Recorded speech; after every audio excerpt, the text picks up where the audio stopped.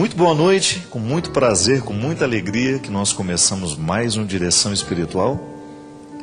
Hoje uma oportunidade de mais uma vez entrar na sua casa, na sua vida, estabelecer este momento de comunhão.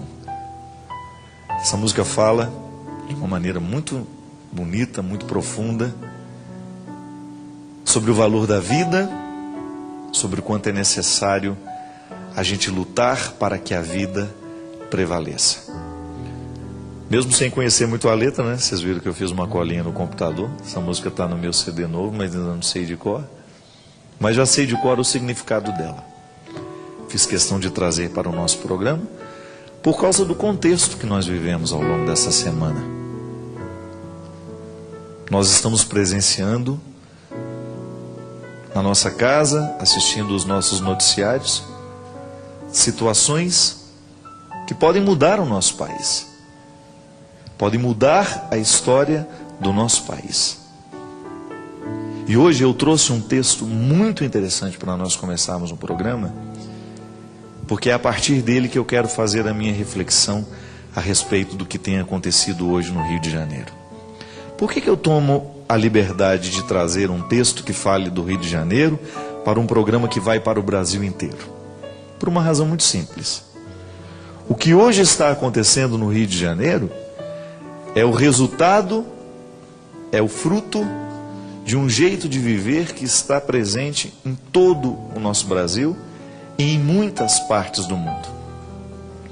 E eu gostaria que vocês prestassem muita atenção nas palavras sábias de Silvio Guedes, o editor-chefe do Jornal de Brasília, que fez uma análise muito interessante a respeito da situação do Rio de Janeiro. Ele intitula o seu artigo: Eles ajudaram a destruir o Rio.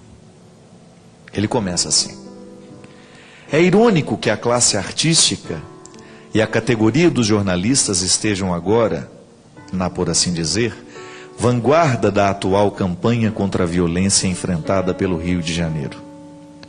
Essa postura de muitas das pessoas e instituições que vemos participando de atos, fazendo declarações e defendendo o fim do poder paralelo dos chefões do tráfico de drogas. Quando a cocaína começou a se infiltrar de fato no Rio de Janeiro, lá pelo fim da década de 70, ela entrou pela porta da frente, pela classe média, pelas festinhas de embalo da Zona Sul, pelas danças de Ipanema e Leblon, invadiu e se instalou nas redações de jornais e nas emissoras de TV, sob o silêncio comprometedor de suas chefias e diretorias. Quanto mais glamouroso o ambiente, quanto mais supostamente intelectualizado o grupo, mais você podia encontrar gente cheirando carreiras e carreiras do pó branco.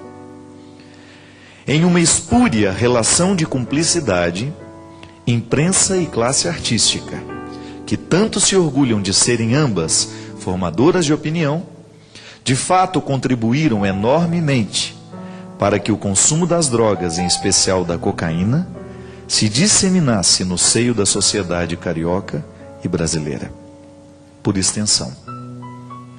Achavam o máximo. Era como se costumava dizer, um barato. Festa sem cocaína era festa careta. As pessoas curtiam a comodidade proporcionada pelos fornecedores. Entregavam a droga em casa, sem a necessidade de inconvenientes, viagens ao decaído mundo dos morros, vizinhos aos edifícios ricos do asfalto. Nem é preciso detalhar como essa simples relação econômica de mercado terminou. Onde há demanda, deve haver a necessária oferta. E assim, com tanta gente endinheirada disposta a cheirar ou injetar sua dose diária de cocaína, os pés de chinelos das favelas viraram barões das drogas. A farta literatura mostrando como as conexões dos meliantes restacoeiras que só fumavam o baseado aqui e acolá, se tornaram senhores de um império, tomaram de assalto a mais linda cidade do país e agora cortam cabeças de quem ousa lhes cruzar o caminho e as exibem em bandejas, certos da impunidade. Qualquer mentecapto sabe que não pode persistir um sistema jurídico em que é proibida e reprimida a produção e venda da droga, porém seu consumo é, digamos assim, tolerado. São doentes os que consomem, não têm controle sobre os seus atos, destroem famílias, arrasam lares, destroçam futuros. Esta é a declaração de Silvio Guedes, editor-chefe do Jornal de Brasília, que hoje eu gostaria de ter como texto base para essa nossa primeira parte do programa Direção Espiritual. Mesmo porque, como padre, minha gente, eu tenho sido um ferrenho combatente das drogas socializadas. Vocês me veem falar constantemente contra o cigarro e o álcool, que são duas drogas socializadas que nos matam aos poucos, são duas drogas socializadas que estão destruindo a saúde, de maneira muito especial o cigarro, e o álcool destruindo toda e qualquer forma de estrutura, seja ela psíquica, emocional e também física. A análise de Silvio Guedes é muito precisa. O que hoje a gente vê, toda essa situação do Rio de Janeiro, a lamentável condição e situação que se encontra a nossa cidade maravilhosa, com as pessoas vivendo sob um poder paralelo, ela foi fomentada, ela foi criada pela nossa sociedade. Então hoje o bandido que nós tanto odiamos e queremos ver por trás das grades, é gerado por nós.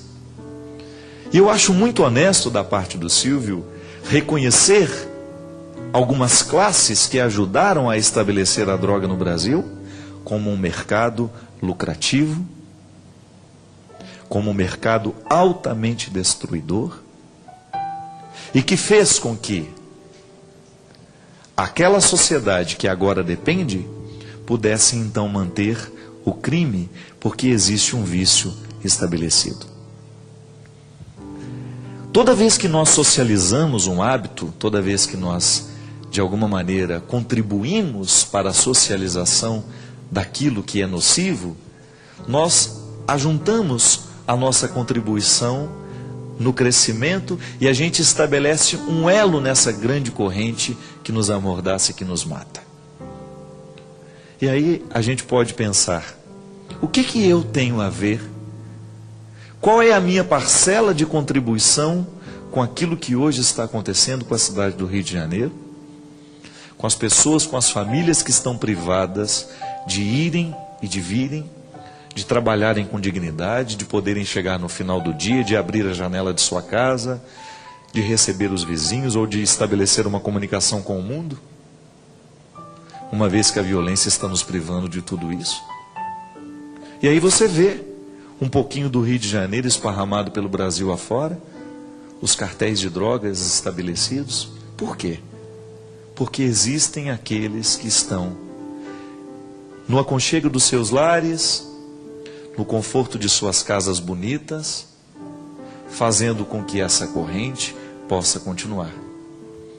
Então a violência declarada, que os jornais nos mostraram essa semana, eu particularmente acho lamentável,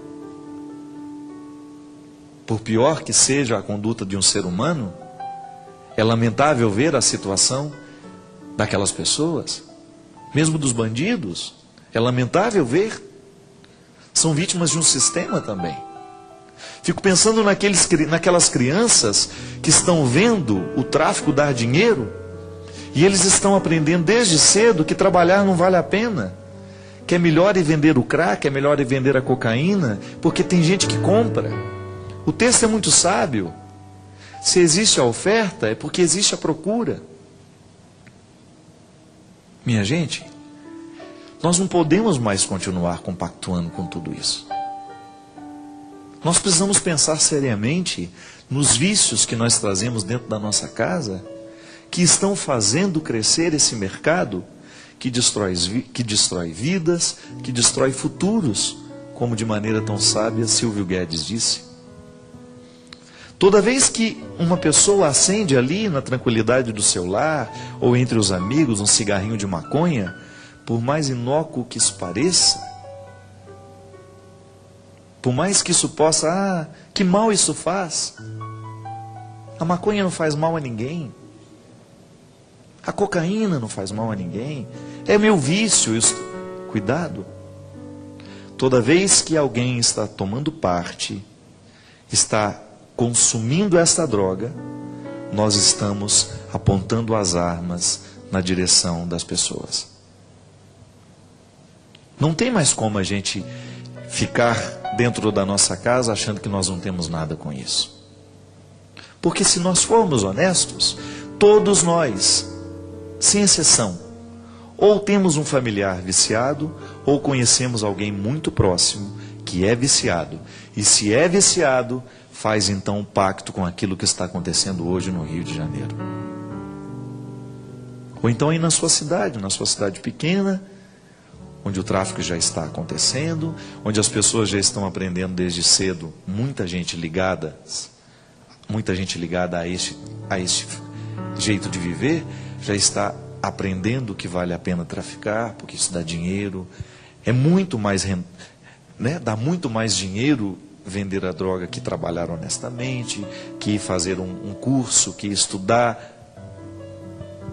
Minha gente, é lamentável que na sociedade nós estejamos nivelando por baixo. E o pior, nós nos escondemos na lama e achamos que não temos culpa alguma. Aquilo que está estourando hoje pelo Brasil afora, e graças a Deus está estourando, para que esses morros voltem a ser da comunidade, de gente honesta, de gente que trabalha, nós não podemos mais admitir que o morador do morro seja diretamente associado ao marginal. Não é verdade. Se nós subirmos os morros do Rio de Janeiro, ou seja, de São Paulo, de qualquer lugar, São Paulo não tem morro, né? Tem as favelas, nós vamos descobrir que lá existe gente honesta, trabalhando dia a dia. Nós não podemos mais permitir que o morador do morro seja diretamente associado ao marginal, porque não é verdade. É por isso que, desbancando esse poder paralelo, nós possamos ver e olhar para essas situações e com elas a gente se comprometer, para que o filho do traficante tenha a oportunidade de não aprender o ofício com o pai, já que o pai viveu, infelizmente, a má sorte de ter este comércio dando certo, de perder a vida, destruindo a vida dos outros. Não é verdade? Se você for pensar, o traficante ele vive da destruição alheia. Mas quando eu faço uso dessa maconha, dessa cocaína, deste crack, eu também estou fazendo a destruição ter movimento. Eu entro nessa parte da violência. E é nisso que a gente precisa pensar. O que da minha atitude pode ser diferente para que essa violência no mundo termine, minha gente? Nós somos parte de um todo. Eu sou parte, você é parte. E a nossa atitude pode mudar. Quem sabe nos mobilizando para a gente dar a oportunidade de vida diferente aos filhos daqueles que infelizmente hoje estão foragidos, que estão nas grades, que estão vivendo o suplício, este troféu amargo que a droga traz. Onde existe droga, existe prostituição, existe mentira, existe traição. A droga destrói todo mundo. Ninguém fica imune. Quando ela entra na nossa vida, ela nos destrói. Eu nunca vi um drogado feliz. Em todas as oportunidades que eu tive, eu só vi destruição. Todas as vezes que na vida eu pude tocar, ver de perto o poder da droga, eu não encontrei gente feliz. E é por isso que nós precisamos tomar essa consciência. Fechar as portas. Na nossa casa nós vamos fazer de tudo para que os nossos filhos sejam orientados a partir de valores sólidos, que as pessoas desde cedo descubram o valor do trabalho, o valor do estudo, o valor da luta. É conversão de valores mesmo, é o que precisa acontecer nas nossas sociedades.